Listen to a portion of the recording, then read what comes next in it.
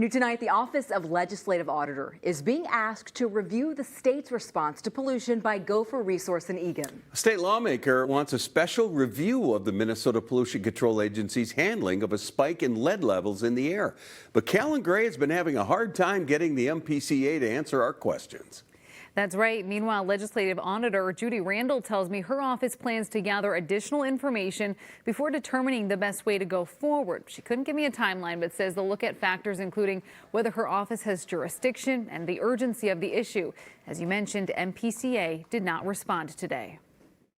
We asked for an interview with the Minnesota Pollution Control Agency Commissioner 15 minutes after State Representative Rick Hansen's office told us he was requesting the Office of Legislative Auditor review the MPCA's response to Gopher Resource.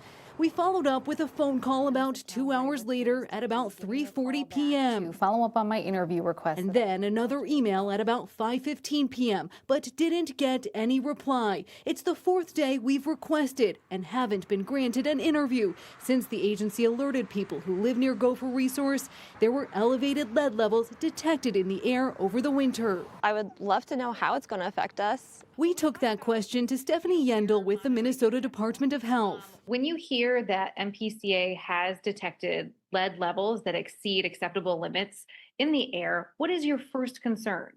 Well, when we talk about lead in the air, there's a couple of ways that that could affect individuals. So it could be that people breathe in lead in air, or that lead can settle out of the air and get into, say, soil. These are the lead levels the MPCA says were detected in January, February, and March. It's hard to really talk about an individual's exposure from this particular event, but I would say that we historically speaking, have not seen these types of levels result in increased numbers of elevated lead cases. Generally speaking, we see much greater levels of elevated blood levels from the lead paint in people's own homes than we do in this type of event. The MPCA says lead levels returned to an acceptable level in April. Our review of the facility's history shows other past instances of elevated levels. How long of an exposure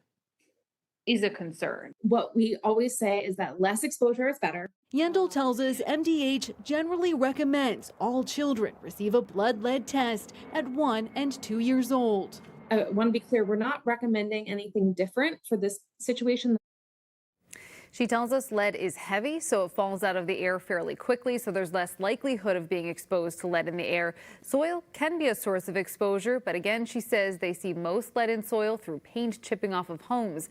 MDH is offering soil testing at the public meeting in Eagan next Tuesday. Lindsay. Thank you so much for asking those questions, Callan.